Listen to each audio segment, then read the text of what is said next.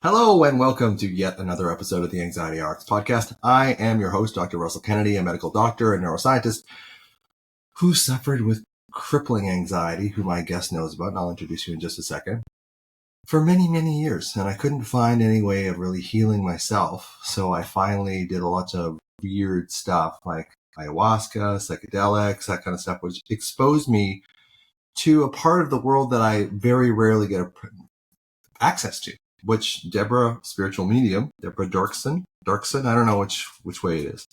Debra, welcome. Thanks so much. Norm got teased for dork. That's how I ended up with it's a Doerksen, yeah. Okay, Doerksen, Mm-hmm. Debra Doerksen. Okay, mm-hmm. So who wrote this book called Returning Attention, which we'll talk about in a minute. She's very excited. It's her first book. As I have the second book out now, it's like, whatever, whatever.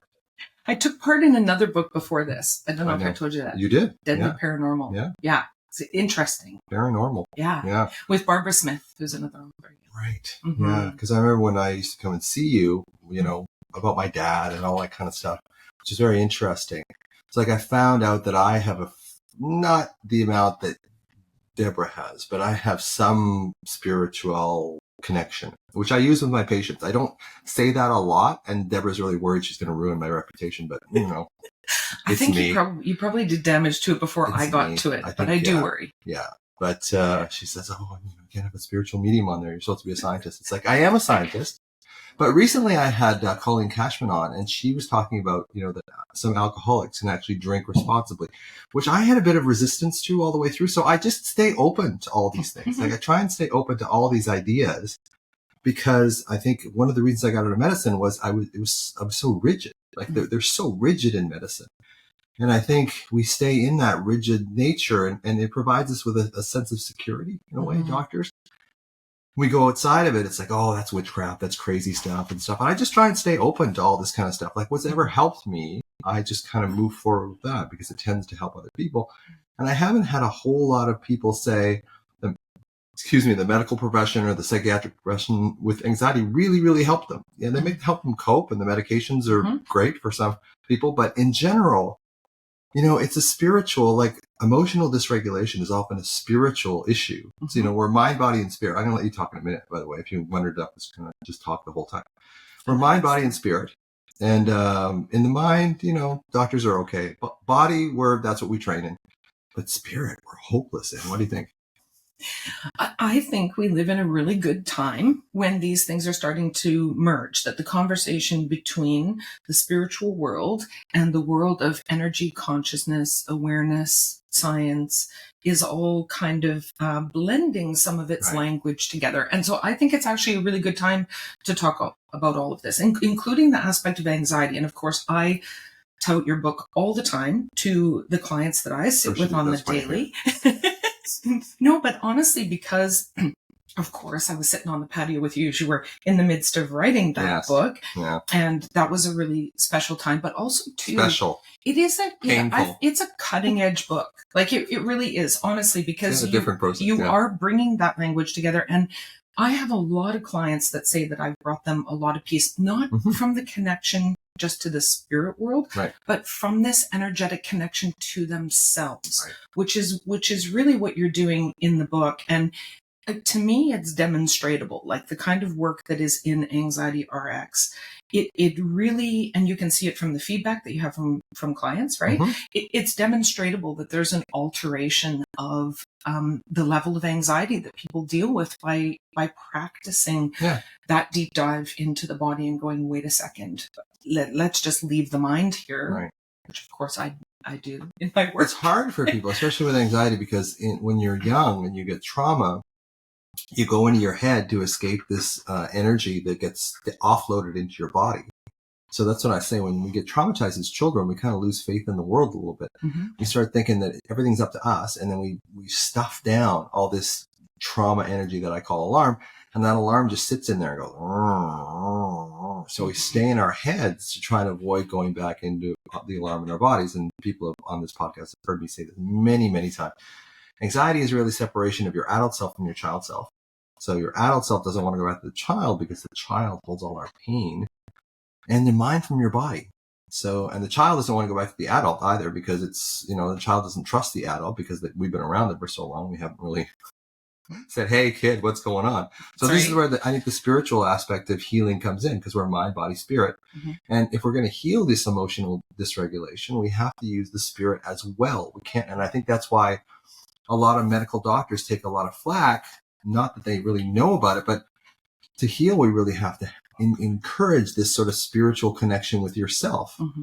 And the resistance to that is huge because, like I said, that younger part of you holds that pain, and we don't want to go back and visit that pain. And also, too, you're talking about the adult self going back for the child self, but what about the human going back for the spirit? Mm-hmm. Like, we're these energetic, beautiful, expansive beings before we're birthed into this world, and being birthed into this world is a trauma.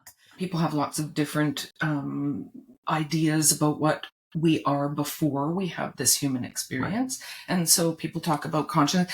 Jill Bolt Taylor wrote a wonderful book called My Stroke of Insight. But if you YouTube her video, she talks about the expansiveness that she felt herself to be energetically before she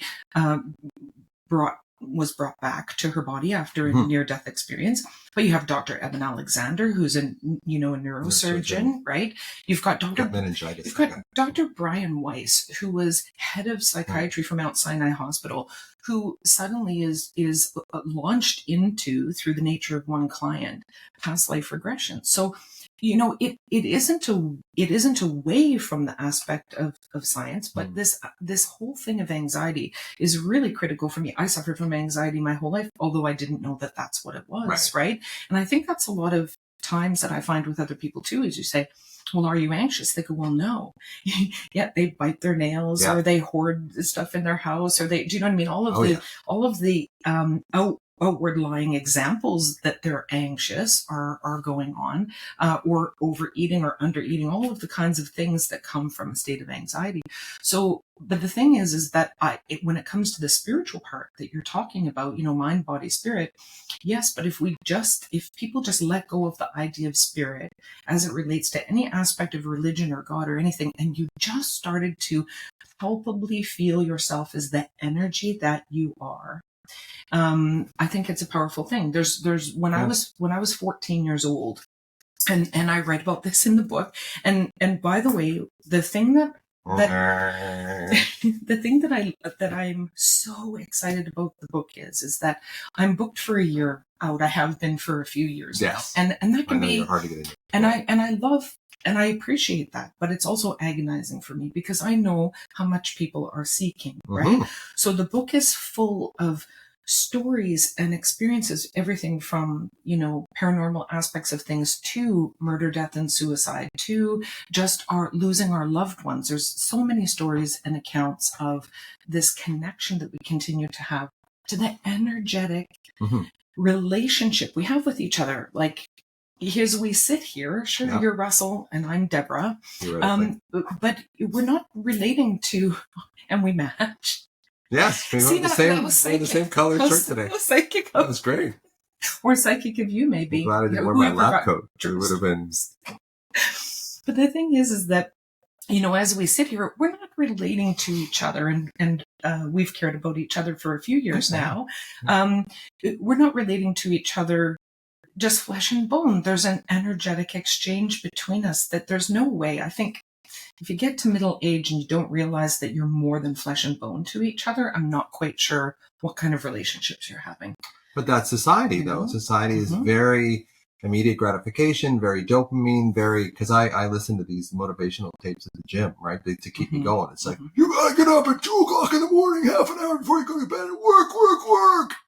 Like, I don't believe in any of that stuff, but I notice that when I'm in the gym and I'm listening to this guy yell at me, I work harder. I stay in the gym longer. It's like it's getting into this energy that works for us instead of this anxiety energy that tends to work against us. So the energy that expands us, if we can connect with that, as opposed to just defaulting into this place of anxiety, in the place of like what we call dorsal vagal shutdown, where we just shut down and we don't have the energy to move. I want to say one more thing about that Jill Bolte Taylor thing, is that, so what happened was that she stroked out the left side of her brain. So her analytical side was gone.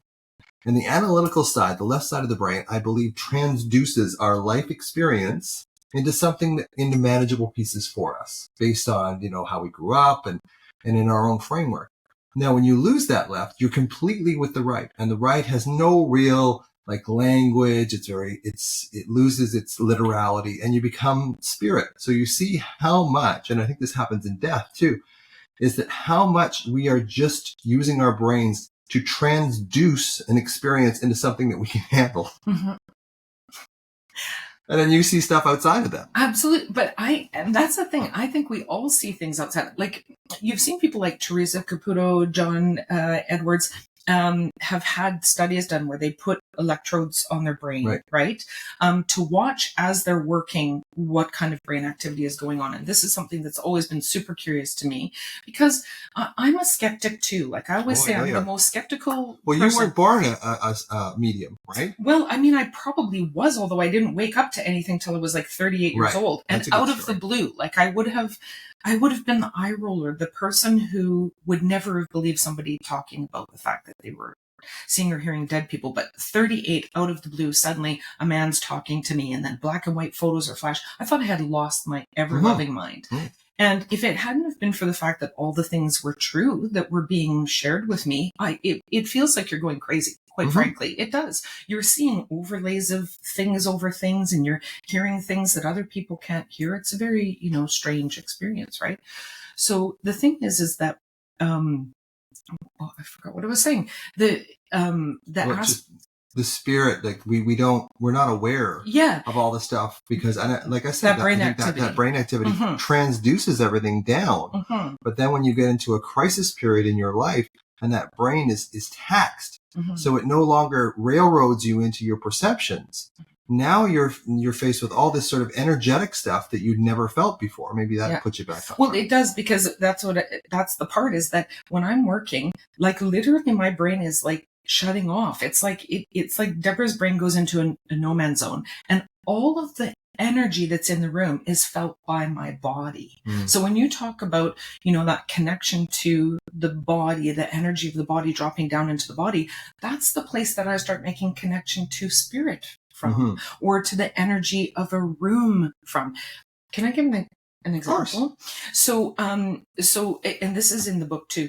This is an example of how we exchange with energy, and energy has packed full of information, right? So energy can feel good, bad, warm, cold, energy can feel multiple kinds of things to us.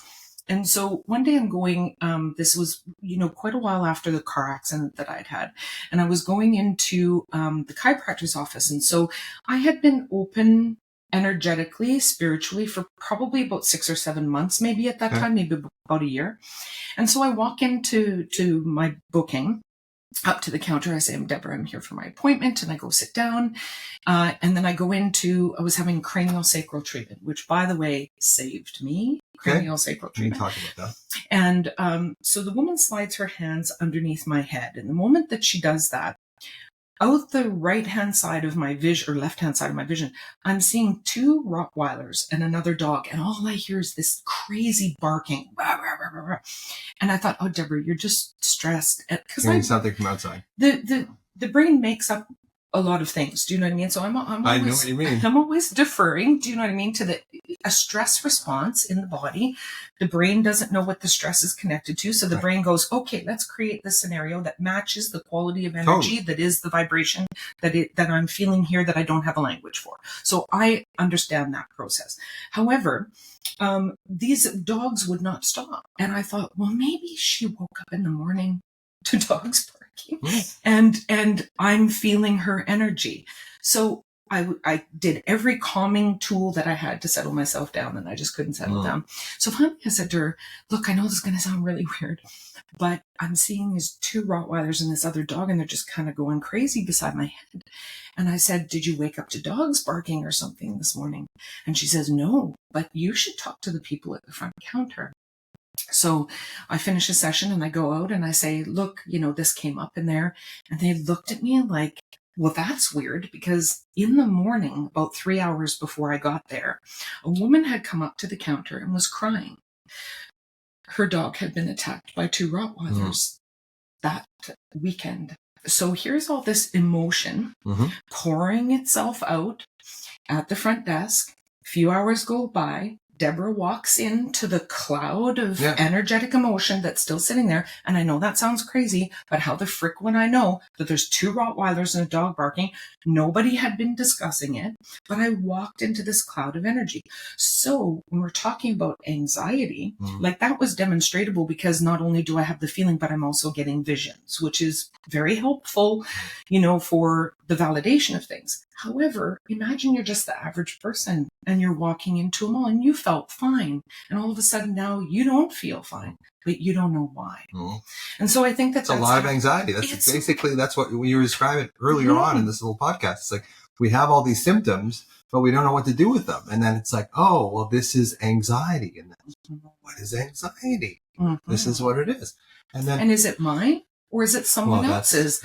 That's a huge deep dive. But your book, getting people to go down into the body and access the alarm, that's a huge step. Honestly, I'm not just blowing smoke. It is a phenomenal book for that reason, because honestly, that moving from the brain, which we've always been so focused on, right? But the brain is the servant, not the master. Theoretically, yes, but I remember doing a show with this comedian Emo Phillips years ago, and he was on stage and he was saying, the brain is the most amazing, fantastical, complex, beautiful organ on the face of the earth. And then I realized who was telling me that. So the brain likes to take control. And I think when we're young, we want the brain to take control. We want to explain our environment. But then it gets to be this compulsion, especially if you have trauma in your background that's unresolved.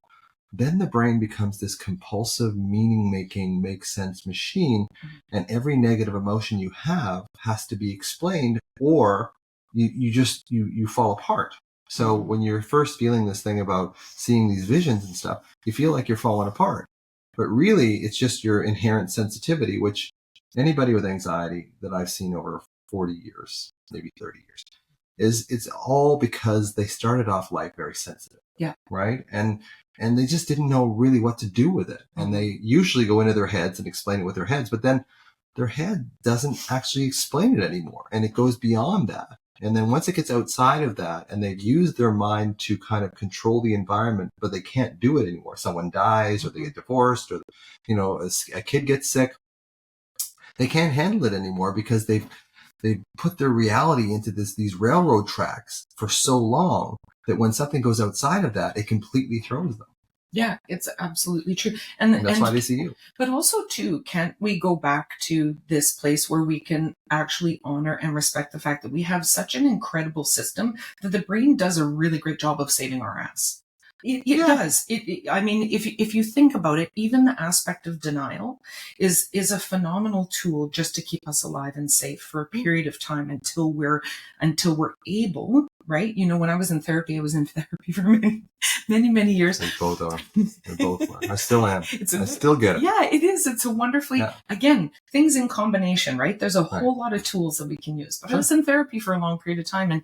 And one of the things that I used to say is, I was doing so great. How come now I'm doing so terrible? And the therapist at the time would say, because you're doing better. And when you're doing better, things feel safer to rise to the surface. Go a little farther. You go a little bit farther. Yeah. So I always said, I'm not getting out the shovel to dig. I will just continue along being awake and aware to the things that are arriving for me as they arrive. And, a tool like, or multiple tools like you have in Anxiety RX. And I'm sorry, what is that other thing, the program? MBRX. MBRX. Yeah. I haven't gone into that, but I've watched people say how wonderful it is. So anyway, there's so many tools available to us, but we are spiritual beings, energetic beings, conscious beings having a temporary human experience. Which is hard for people to understand. So hard, but we have, I even have a kind of this funny dad joke in here, but it's I have a title called Concrete Proof. Okay. And I'm going to save it for the book. Okay. But there's concrete proof. Do you know what I mean? And I think over many, many years now, we've got so many examples of spirit demonstrating. Do you know what I mean? That Right. they're awake, aware, attentive, still in relationship to us. But going back to that aspect of anxiety and not having kind of like a name for what's going on. Mm-hmm. I remember being 14, I was driving in the back of my parents' car, and it was kind of like a warm afternoon. You know how you get that kind of dozy sort of feeling when it's the middle of summer and it's a little bit warm? At least I do. And so we're driving back to Sydney, and I remember the cars going by us, and I had this really weird feeling that I couldn't have explained at the time. In hindsight only, and when I was writing the book is when I had the memory of it. You know a pack of gum where you slide the gum out of its double mint? Yeah, you know when you slide the silver package out of the cardboard, right? It's sliding apart like this. I felt like that in the car. I felt like I was sliding apart, as if some part of me was slipping out of some other part of myself. And I just kind of shook my head to try to shake it off. And as the cars were going by, when I looked at the people, they looked hollow to me. And it disturbed me so much that I just said, Mom, what time's the baseball game? To kind of try to break up the environment of my head. And so we turned into Sydney, and it was like the whole world started looking artificial to me. And I shook it off that day. And this stretching out, this separating out, this looking like things were false around me. It just lasted that day. But now in hindsight, of course, from these 16 years of mediumship and connecting to spirit and feeling a detachment from myself in order to have that connection happen, I know what was occurring then. I was recognizing that I was an energetic being in a temporary human body, that this was just a form, that this was just a meat suit. Do you know what I mean? That this was just the thing, but I couldn't have thought of it like that at the time. So what it felt to me was incredibly anxious. I felt incredibly disturbed and incredibly anxious when all I was becoming incredibly aware of what was going on. Yeah, it kind of reminds me of like depersonalization and derealization. You know, this feeling like you're watching yourself drink a glass of water, or you're hearing your voice like you're hearing it from someone else. There is this sort of weird kind of sense that I get when people go. I had it a lot when I first started med school, and I was just completely distraught about, am I going to get through med school? Is it going to work out for me? Whatever. Do I really want to be a doctor? All this stuff. And when you get into this place where you're just sort of fried, you know, like all your coping strategies aren't working anymore, and you just feel like you're just floating in a sea of, you know, and if at the time I kind of knew what it was, and even when people read about depersonalization and derealization, they feel better because it's like, okay, well, I know what's happening now. I'm going into this place where I don't feel like myself. I don't feel connected to myself. And I know it's temporary, but it's distressing, like panic attacks, you know, they're not going to last forever, but at the time they feel like they're going to. Yeah. So I think as we sort of connect with this energetic sort of schism that comes with us, and we're able to allow it to be there, because there's this great practice by Kathy Kane, PhD. It's called objecting without contracting. So basically, there's something in your life you don't like. And what you can do is you can object to that. I don't like this particular thing, but I'm not going to contract around it. I'm not going to start complaining about it. I'm not going to start getting into this place where I become a victim to it, right? So then you get to see it in this kind of, in its raw state, without all the overlay that you put on top of it. And objecting without contracting, I put it in the book. And it's just one of those great things that really helps people understand, like, it's not so much the thing that's happening. It's your resistance to the thing that's happening. And then your mind is trying to create all these scenarios to keep you safe. It's like, you don't actually have to do that.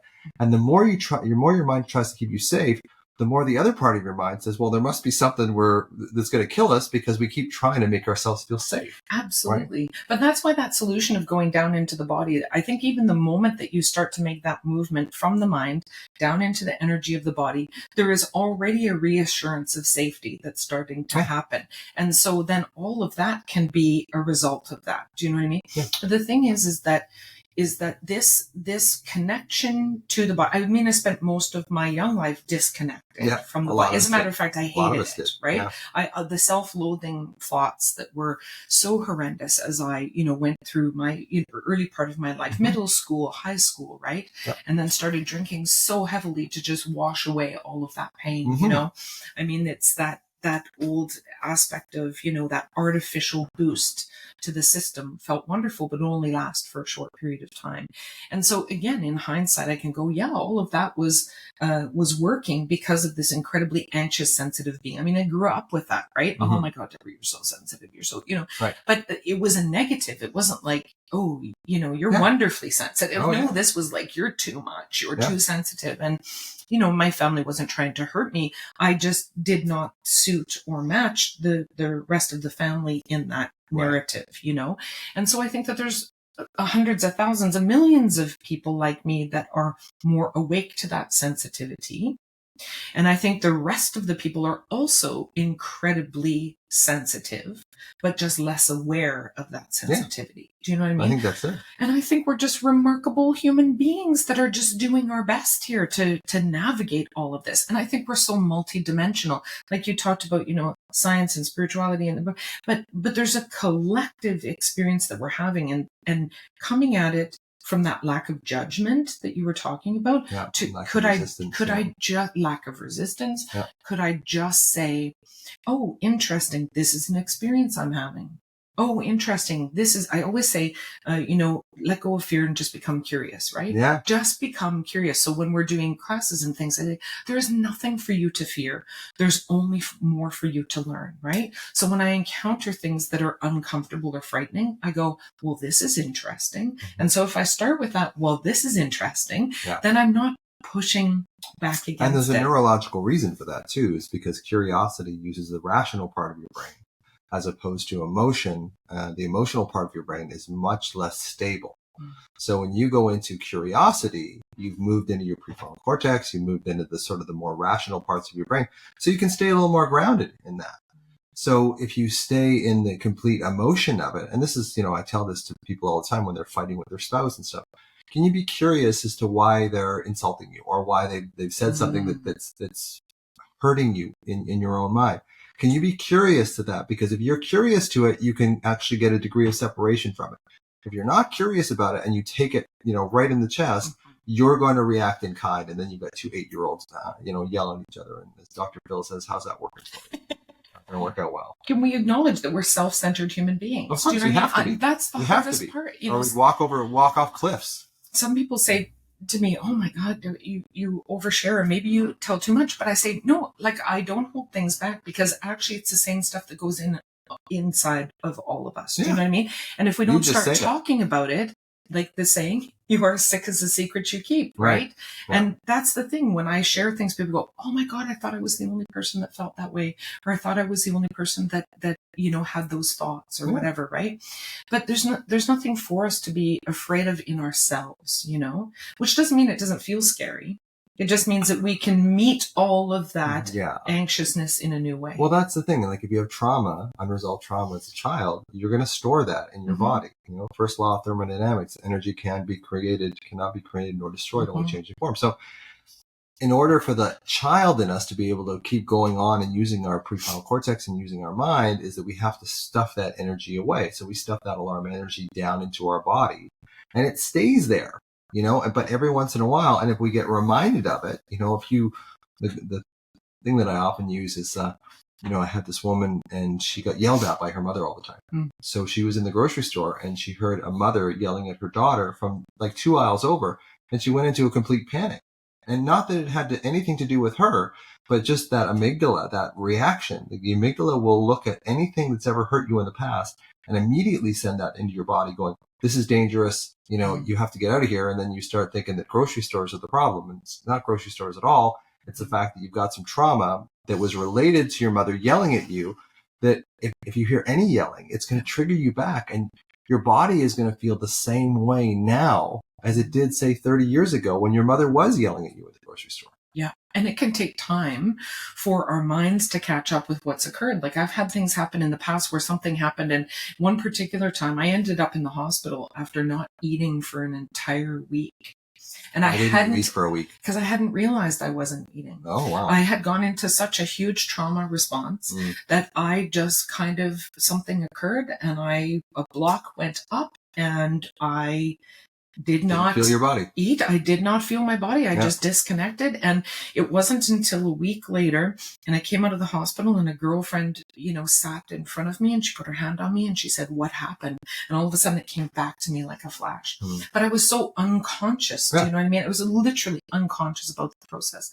So that's why I say, this aspect of like dropping down into the body, even people in their teens, a lot of people I've directed towards Anxiety RX, and that we have this common conversation about energy.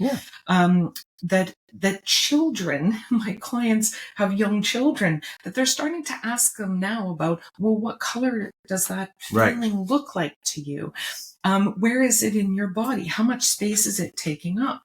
And there's this really wonderful thing that I like to do, because of course I'm working with the aspect of spirit, is I say your breath and your heart are this wonderful team that allows the soul, the spirit of you, to be alive within the body. And so when there's this discovery of pain within the body, or this discovery of anxiety or energy in the body that is stuck or feels painful or hot or sharp or any of those things, then I direct the person to their breath as the breath moves into the heart, and that connection of breath and heart, what color is that? And then we expand that color, and that color move itself down and encompass or encase or float around the space that is difficult or problematic or challenging in the body. And at that time, sometimes people think then what you want to do is get rid of that thing that's pointy or hot or spiky. But I say, no, it just needs to be acknowledged and said hello to. So that this beautiful, say it's purple, this energy of my breath that's going into my heart and is coming out and is encasing this red hot thing that's sitting over my pancreas area.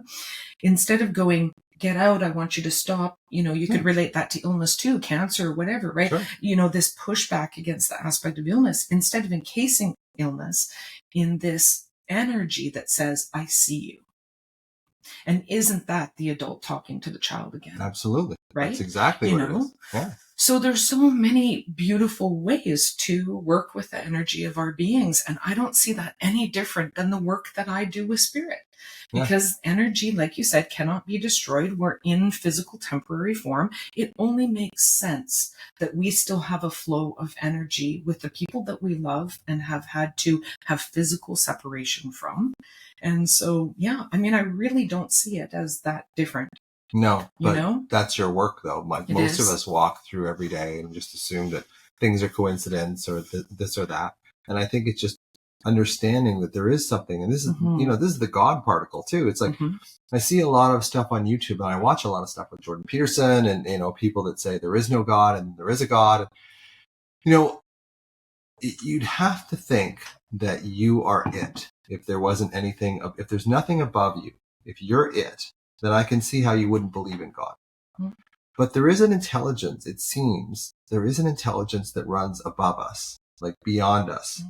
And if we acknowledge it, we don't have to say it's a particular entity like Jesus or Muhammad or whatever, but it's something there. It says, God made man in his own image. I think it's the opposite. Man made God in his own image. So man has this idea of God because there is this, we have this part of our brains that is focused on worship. We want to look at how we look at Hollywood celebrities. For sure. We want to worship. So there is something in us that in our beings that wants to worship. So what's it wanting to worship?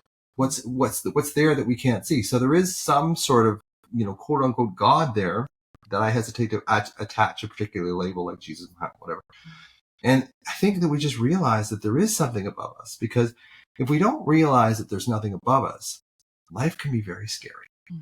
So if you have, and this is one of the things that I talk about in the book, is faith. It's just creating faith. When you're worried about something, it's like, can I just release this to faith? Can I just release, not hope, but can I just release this into faith? And just because, 99% of your worries never come true anyway, right? Yeah. And then, so if you can just release it into faith, you can put it into this temporary sort of placeholder where it can just sit, and you don't have to actually find the reason, because the reason why you're anxious is there is no solution, no left-brained analytical solution. And that's why you're anxious, because your brain is searching for something that it can't find. Yeah. But the problem with the brain is it tells you you can't find it.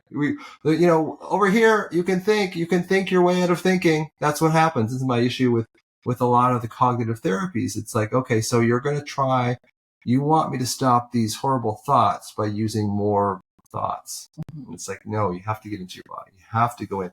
You have to find that younger version of you. Put your hand over it, breathe into it, as you say.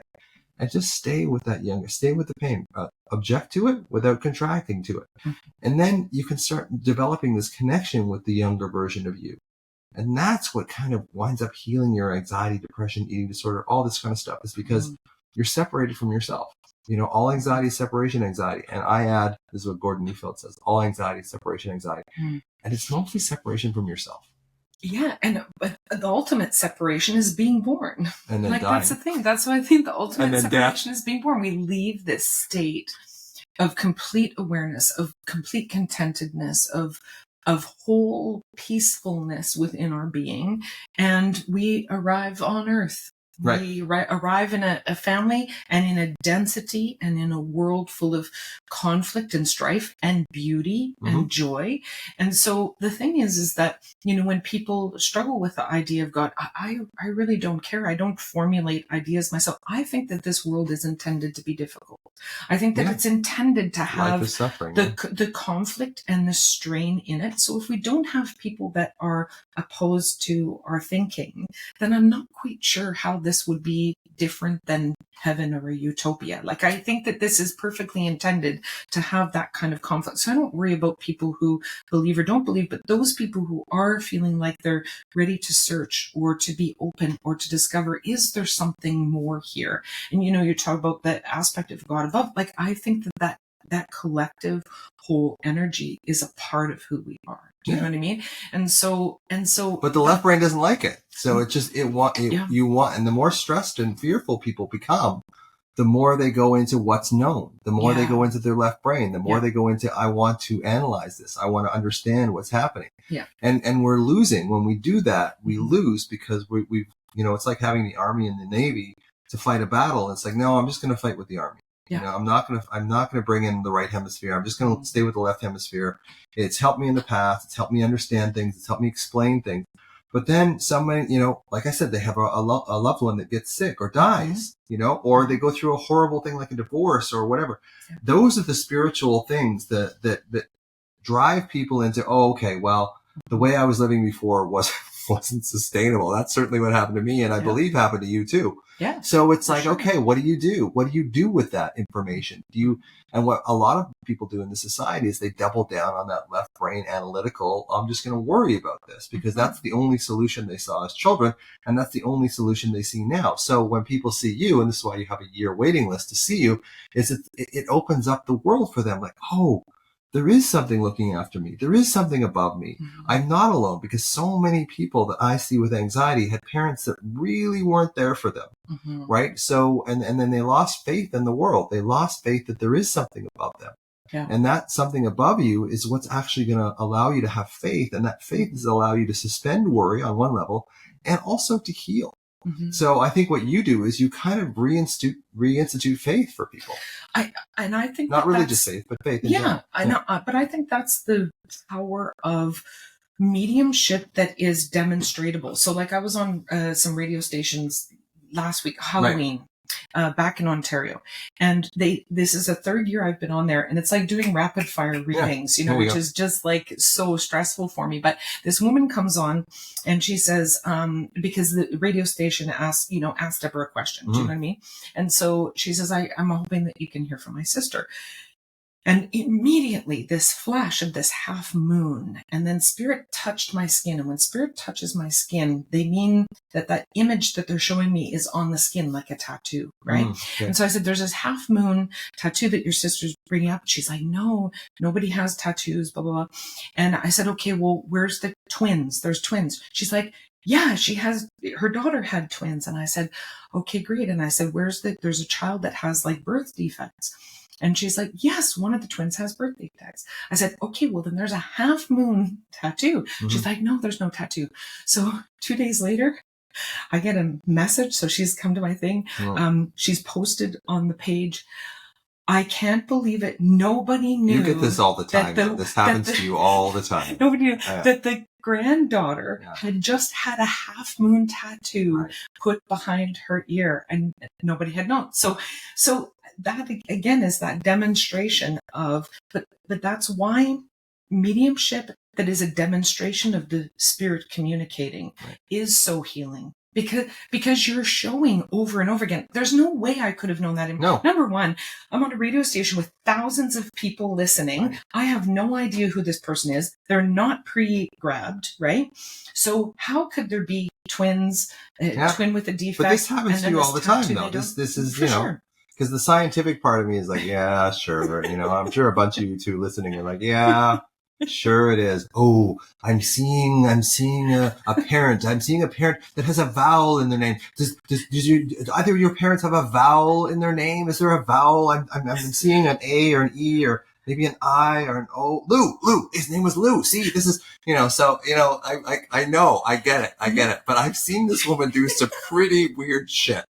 Right. So even the scientific part of me that I kind of like to think that I've got this framework on science, you know, in me, but I want to stay open to this stuff because I do feel that medicine, and this is why I got disillusioned with medicine, is it doesn't really get to the root cause of the problem. Right. And I think that and it's brilliant in so many ways. Like medicine is amazing in so many ways, but it misses this one fundamental part. And I know that doctors don't actually access the spirit part. In fact, because we're typically very smart, throughout our lives, we've been kind of leaning on this left brain intelligence so much that when something right brain comes along, we're not really, it's like, I don't believe in that crap. Like, I'm not too crazy about that stuff.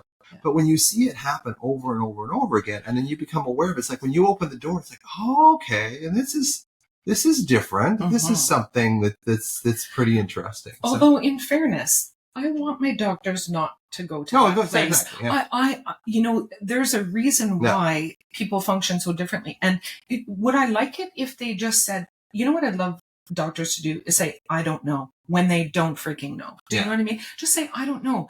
Because then there's an openness to discover more. So they know so much, they study so hard, their practice. Some of them are very intuitive in their work without talking about the fact that they're intuitive in their work.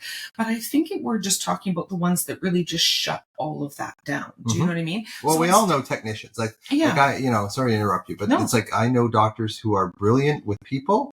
And I know doctors who have so much book knowledge, but very little bedside manner with people.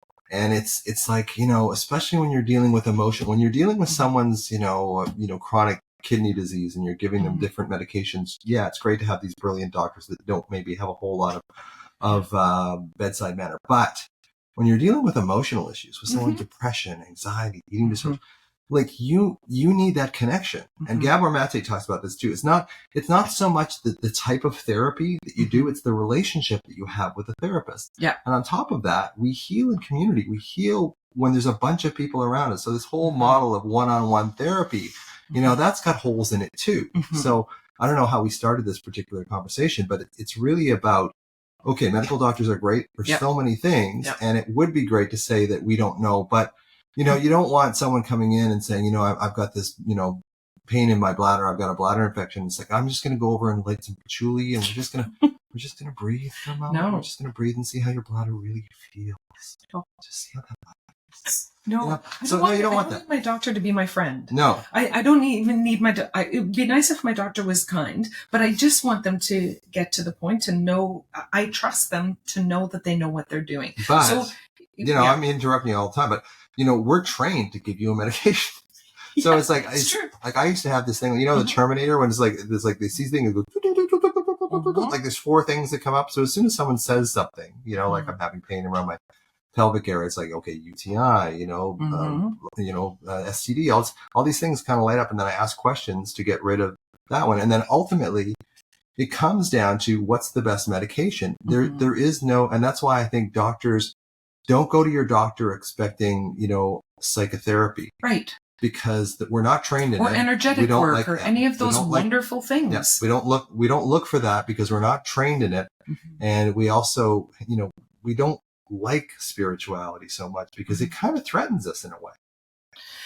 Yeah, or it's just a really important way of being for that person. Do you know what I mean? That kind of more about that. Well, just that I think that it's not one or the other. It, like you said, it needs to be more collective. That I need to, if we're talking about health, or we're talking about mental health, or we're talking about just the being of the person, then there needs to be a team of things that I access, and a really smart doctor who is disconnected maybe from the spiritual aspects of things, but really knows how to amputate a leg or take a liver out, or do you know what I mean? I mean, you don't take a liver out, but you take the liver out, unless you're going to do a liver transplant, and that would be a case. Yeah. There you go, take a liver. My daughter had open heart surgery just before she turned 3. I thank God every single day that those people, and so I really don't care what if he's spiritual in his leaning or not. I take, heart medication for a rapid heart rate that I think is related to the aspect of energy in my body, because it just goes freaking crazy. But so some people we need them to be like that in the world, but we're responsible for exploring the rest of it. And the rest of it looks like things like Anxiety RX, things like people like Joe Bolt Taylor, things like Dr. Brian Weiss. There are people who are bringing physical problems forward into this world from a past life.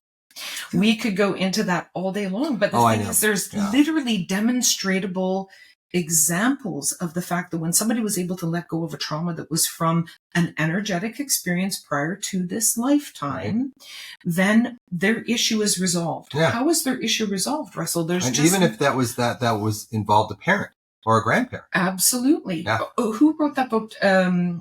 Didn't start with you? It didn't start with you. Mark buddy Mark. Yeah. Absolutely. I mean, that's the thing. We have a spiritual experience that may be lifetime after lifetime, and then we have the ancestry of our physical being. So think about it. We're so complicated. We've got these two incredible streams of, who we've been maybe in the energy state we were in before this lifetime. And then our grandmothers and our grandfathers and our aunties and uncles and all of that lives in our being. We're so complicated. Yeah. There's a thing called keep it simple, stupid. I know. Which, back to the simplicity. Occam's razor, the simplest explanation is probably the most accurate. So what would you say? Because most people come in to see you because I would say something to do with some anxiety over something. Mostly it's grief. And that's why I don't say I'm a psychic medium. Right. Because I don't want people coming to me to talk about, their day-to-day life things. Mm-hmm. But they come because they're wanting to make a connection to their mom, their dad, their child, that is literally primarily my work. But in that, all of the other stuff is there because the mother in spirit comes forward and says, there's 3 children, 2 boys and a girl. So I'll say your mom's bringing up 2 boys and a girl. So I know that these are siblings all together. Yes, my client has 2 boys and a girl. Right. And so it goes like that the mother is sharing information with me about the family. The mother's passed. The mother is passed. Yeah. The spirit of the mother is coming forward and sharing that information. And then she'll oftentimes they'll show me even the complete insides of houses. Do you know what I mean? Mm-hmm. And where I go to find things inside the house, which is really wonderful in establishing that connection. But then the mother will go, and the middle child is really anxious and struggling at school. Right? And then they'll go into things that they feel like will help. And then I have all of my library of tools, and my own experiences, that then it becomes this blend of like spirits highlighted an area of life maybe that's needing support. Right? And then I have all of my own tools to add to that. So there becomes this really wonderful blend of what my 54 years of experience is. And, I'm extremely fortunate because I do have a lot of doctors and therapists and psychiatrists that send clients to me. But again, I think that that's only because the mediumship has been demonstratable. Do you know what I mean? But it's sure. like, how could you possibly know? Yeah. And believe me, it's as shocking to me as it is to I know. everybody else. Yeah. I sit back in a session, I go, how did that happen? Yeah.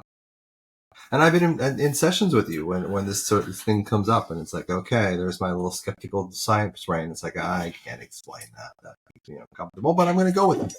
Just going to go with it and see. So yeah, when I said about, people saying about anxiety, it's like, I think so much of anxiety is unresolved grief. Yeah. And it could be intergenerational or whatever, but so much of it is unresolved grief. Like typically something happened to you when you were younger, it wasn't repaired, and there is this grief, this sadness reaction. And I think a lot of people can't stand sadness. Like, especially for me, like I have a really difficult time with sadness because my dad was so depressed, and I saw him in the deepest, darkest depressions.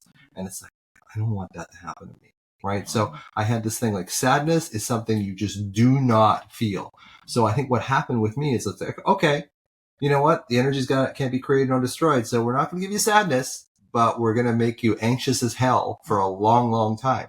And I think so many people and grief and anxiety are so wrapped up in each other. That's why I said people see you for anxiety. So, what would you as a medium, like what advice would you give to people who are struggling with anxiety? Well, you talked about it. So separation and the powerlessness, the absolute powerlessness that we feel when someone around us is struggling, but also to the absolute powerlessness we feel when we lose a loved one, right? And it takes our breath away and it knocks the world out from beneath our feet. Even if it's a pet. Even if often if it's a pet, I mean the absolute devastation to say goodbye to an animal is absolutely huge. And people who have animals and love animals, they understand that, And so what I would say related to the aspect of anxiety is that there's a process to getting to know the self, that you are so much greater than your anxiety. That the anxiety is an experience of the human itself, but you are so much greater than that. That there is an energy that is authentically you, that is incredibly peaceful, that is incredibly still, that is incredibly wise. And in that book, what is it? The Untethered Soul. Yeah. Okay. Phenomenal read, and I'll tell you why. It's repetitive for a really good reason. So is my book. Yeah, but it's important, right? Because we need multiple ways to get this idea that, like he says, all these thoughts, right? And the anxious thoughts, right, that are going through the mind, we attach to them and we think that we're the thoughts, and we have shame and we have guilt and we have remorse and we have confusion, all this stuff around the thoughts that we think. But who's listening to the thought?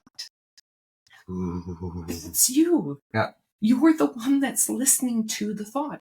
So there is the me that is Debra as I sit here, this middle-aged woman here with Russell. All of this is the context of right now. But the energy that we are is so much more connected to each other and expansive and not as individualized as we look like we are. As we perceive that we are, yeah. Yeah, and so that separation in itself, the more we start to go, you're a male, I'm a female, you live here, I live there, and think about how we do that in the world, all the separation that we agree to between us. Yeah. If you start to resolve that separation, which you talk about, if you start to resolve that separation, for me, in a spiritual sense, to start to feel the connectedness to our oneness, to our wholeness, to our web, we're just not separate from each other. Well, that's the problem. I keep interrupting you, but it's one of those things that it's the problem is that we are separate. When you have anxiety, your adult self is separate from your child self, and your mind is separate from your body. But it's for a purpose, and the child perceived, like when you're a child and you're in this powerless situation, it is everything. There is no, I'm going to see the spirit outside of this. I'm going to see there. So the amygdala, the whole system, which has no sense of time, when you get into a similar trauma in your adult life, you go back to that area. It does feel like everything. And that's the thing about anxiety, is It it does. feels like it's all of you. Yes. But it's realizing that it's not all of you. But to be able to see that it's not all of you, you have to get that curiosity. You have to get that degree of separation from it. Yeah. So you look at your worries like, oh, okay, these are just thoughts. These thoughts aren't who I am. Like in internal family systems, they have this thing called the self, which is this overwhelming sort of this sort of omnipotent part of you that sees everything for what it is. Now that's a subjective interpretation, but we'll go with it. So it's understanding that, okay, I don't want to go back and visit that child in me because that's the pain. So what I will prefer to do is sit with my thoughts. I'll stay with my thoughts, because when you're a child, your thoughts are the only escape. Yeah. So if you're in this horrible situation, the only place you can escape into is into your mind. And that becomes a sort of an operant condition, almost like Pavlovian conditioning, is that, okay, I'm in this pain. It's chronic, like with my dad, like there was no kind of escape to it. I mean, in short bursts, he was fine and would get nuts again, but there's no escape to it at the time. And you believe that this is all of you, and you don't believe you have any resources outside of that. But what you're saying is there is this spirit, there is this sort of resource that's there that you have to tap into, and you have to find it. And a lot of people don't actually find it until they get into a huge crisis. But you said have to find it, and that's a really, to heal, you have to find it. Yeah, but that's a really key point. So discipline is hard, right? So here's an example. One of the things that I had to do, because I would end up in the hospital having fainted or passed out because of anxiety. Right. So this is like going 16 years back, right? Okay. Just prior to the mediumship happening. I think I made 3 trips to the hospital, literally conking out, passing out, because my anxiety and panic just shut my system down. Yep. Right? So, and I didn't realize that that's what was happening at the time, but that's what was happening at the time. So here's an example of the discipline that you have to do to start to shift things. So one day, and this actually happened, I'm sitting in my van out in front of the house, and I'm going to get the kids. And we have a very busy road, and there's a crosswalk here. Okay. So here's the crosswalk. Here's the really busy road, lanes going back and forth both sides. And I'm sitting in the van, and just as I'm about to start, there's an elderly woman that's starting to walk across the crosswalk. This car is coming, and I'm like, oh my God, it's not stopping. It's not stopping. I watch this woman as she flips into the air and lands on the street. So I get out of my car, run across the street. So for half an hour till services come and everything, it's this kind of chaotic scene, and I'm holding this woman on the side of the road, blah, blah, blah. I get back in my car, and what's the first thing that happens? My mind sees the car coming up the road again to review the woman flying through the air. But because I had done so much work by that time, I went, Debra, stop. You're not allowed to do that. That happened 30 minutes ago. What's happening now? And I dropped down into my body, and I went, when I watched that, my whole body went, my chest tightened, my arms tightened, the pit of my stomach went black. And so when I dropped down into my body, I went, okay, now breathe, because your body is still holding the trauma of what you just witnessed, that initial state. So think, you get in a fight with somebody, and it's an emotional fight. You're having those responses in your body too. But do you ever deal with the body? The energy pulse that happened through you? You don't. You stay up in the mind, rehearsing the conversation. When they said this and I said that. Do you know what I mean? Yeah. And it stays all up here. But you don't ever, even if that resolves itself and there's amends made or whatever, you still don't ever drop down into the body that happened when somebody said, you. Yeah. And your heart broke. Do you know what I mean? Yeah. I mean, that's 9/11. That's, you're older, the Kennedy assassination, all this sort of stuff. Basically, we are wired to pay attention to stuff that could hurt us. Yeah. So our brains release all these chemicals, like brain-derived neural growth factor, that sears those memories in. And unfortunately, it's more powerful for negative than it is for positive. So we relive those things. Yeah. And if we're not aware of them, we will relive them unconsciously, which basically creates this alarm sensation in our bodies. And our mind, which is just a compulsive meaning-making, makes sense machine, when it feels that alarm in our body, it has to do something with it through this process of interoception. So your mind is always reading your body.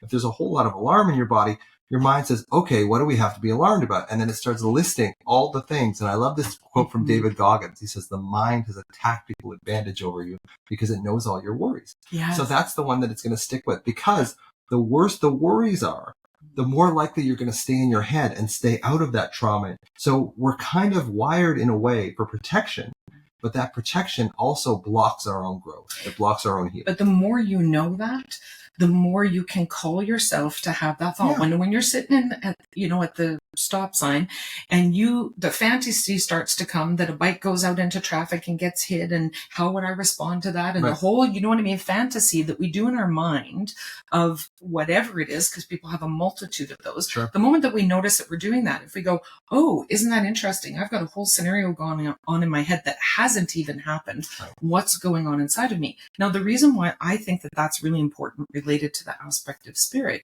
is that when we make that movement from that mind, when we acknowledge that something's going on deeper down inside of us, and we can get to that place where that energy shifted in us, then that's where we can become aware of where our own spiritual energy, the energy that is the source of who we are, that came to have the human experience, can meet the energy of the body and go, okay, this is where we dance. This is where I start to feel that. You can do it again. Absolutely. So, but if you haven't done it, that door is closed. So all the traumas stack up like, excited children outside of a pool that's about to open. They're all stacked up. They're all waiting. It's like, okay, open that door, open that door.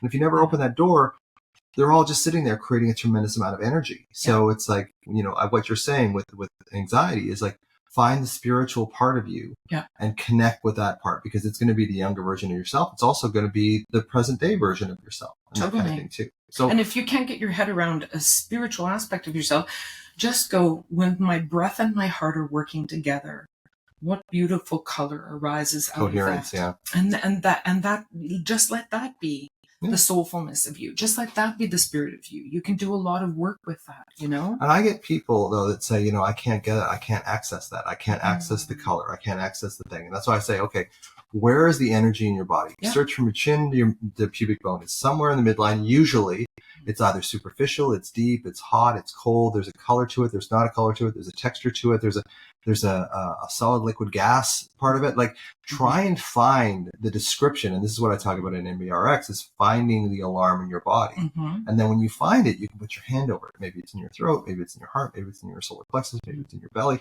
And then that's how you start just connecting, and you just stay with that. Mm-hmm. The worries are going to start knocking on your door like those kids at the pool, like, come on, come on, come on. And you can go, no, I'm going to stay with the sensation, even if it's painful. So I have this one more thing. Mm-hmm. I have this thing that this mantra that I get people to do, and it's called sensation without explanation. Mm-hmm. So you stay in, even if it's painful, you stay in that sensation, you breathe into it, you stay with it. And you notice that your mind is going to try and just seduce you into thinking. And as soon as you go into thoughts, you kind of lost it. But after a while, you learn, okay, I don't actually have to think. The Michael Singer thing, I'm not my thoughts. I can actually move into this place, even though it hurts me. But now I'm actually getting at the root cause of the problem rather than just staying in my head, and the root cause never changes. Mm-hmm.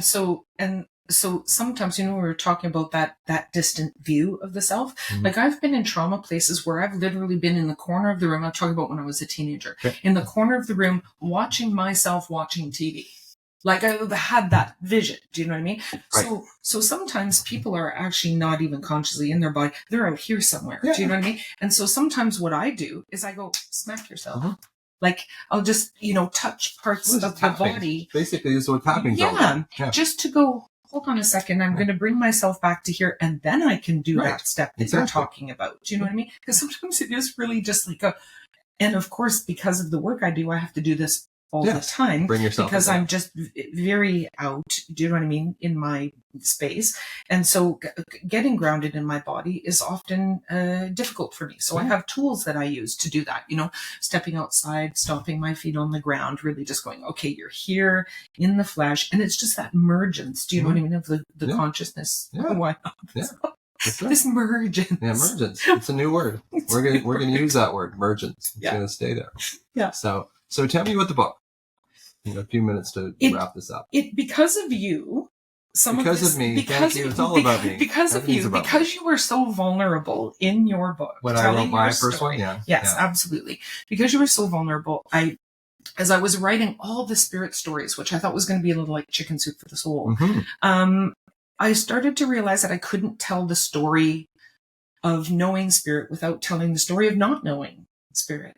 And so it kind of became a memoir a little bit in that way. It's like, this is what it was like growing up being me. And this is where the transformation happened. And this is now all of the stories and all the things that I've come to understand, about the spirit world for myself. Mm-hmm. But I think it's such an incredible individual journey. The thing that I hope that people really get from it is this understanding that we get from individual sessions, that our life is eternal, that the energy, it's the Halloween special, the energy of who we are is always connected. Do you know what I mean? And that our loved ones, our relationships to them continue on. And they're watching, they're supporting, they're loving us from their state of spirit. And it's just a beautiful, beautiful understanding. Yeah. Mm-hmm. And I've been with you, like, as you've been writing this book, and it's traumatic writing a book for sure. And there's all sorts of stuff that comes up and goes down, but you've done a wonderful job, I think, in this book of really making it accessible for people, even skeptics like me, just like, okay, let's read the stories, that kind of thing too, and it's not one of these like, oh, I see a vowel in your parents' name. Is there a vowel? Is there an A or an E and I? Oh yeah, Bill. B, that's what I was, it's like, there's so much skepticism out there. Which is okay. It's good too. Well, I think the skepticism actually keeps us in our heads, right? So it's like, can you just go outside of that for a little bit? Because when we first met, I was kind of like, I don't know what this woman, but she seems to be booked for a long time in advance, so she must have something. So I was kind of like, okay, let's just sort of see how this sort of comes up. And, your connection with my father and, reassuring me that I'm loved by him and that kind of stuff, because, he left too early and he left under, he was suicide. So he left under complicated circumstances, but he was also in a tremendous amount of pain too. So it was kind of like, okay, how do I do that? And today I see that, it all fits together. I see why I had the father that I had. I see, because I wouldn't be doing any of this stuff if it wasn't for him. Yep. So it's just really to understand that there is a force outside of us that we can believe in, because I think when we get traumatized as children, we lose faith in the world. Totally. We start thinking that faith is, and I said this in Rangan Chatterjee's podcast, it's like when you have challenges in childhood that aren't resolved, you learn that life is about protection. Yes. Right? And if you have connected parents that help you repair those things, you learn life is about connection. So you see through the eyes of protection. And it's just been into my 60s that I'm finally starting to see the world through the eyes of growth. Right? Yeah. And I think we can't see growth unless we see spirit. It's true. And I think spirit is incredibly, or at least our awareness and inclusion of the aspect of a spiritual life can be incredibly practical. Do you know what I mean? It's in the day-to-day of my life. And even my husband too, who's a very spiritual person, who is very quiet about it. Do you know what I mean? He has his, spends a lot of time in the bush and is connected to the creator in that way. And, just the worries and concerns and trials and tribulations of life and the anxiety that we still have. Do you know what I mean? You're not going to get away from being human. No. With any aspect of spirituality that you believe in or you practice or anything, you're still human until the day you leave this world. Right. Like the Dalai Lama says, he farts and poops too. Do you know what I mean? Right. He makes great jokes about his humanness. Do you know what I mean? So we're always going to have that. So the practical aspect of going now, okay, wait a second. Do I really need to distress about what this is that's going on for me right now? Or can I access a higher part of myself that is calmer and more centered and more expansive? It can be curious. And to be curious. But also too, to find a community of people that you can share with, that aspect of community and sharing with people. Take the risk to open yourself up a little bit more, to share with people, to find out that you're not actually alone, that other people do feel and sense and see and, experience the world as you do. So how do people find you, Debra? DebraDoerksen.com. So can you spell it? DebraDoerksen.com. There we go. Yeah, and then the email's in there, and I'm going to try to do more. YouTube, I have YouTube too. A Bridge to Spirit is what it's called. So I'm going to do lots more podcasts and things like that on there. But I just last moment, I really do appreciate what Anxiety RX has brought to the table. I think many, many people do. And and I do, promote it as much as I can because of the value in it. Thanks. Yeah. I just, the second edition's out now. So I'm I'm really grateful for having that opportunity to have this go worldwide. So Yeah. we just keep going, give a different approach to anxiety than the traditional, because I think the traditional has had its turn and it hasn't really done that well. So Debra, thank you. Thank I'm you. sure I'll have you back again, and it's been really nice chatting with you, my friend. It's been nice to see you too.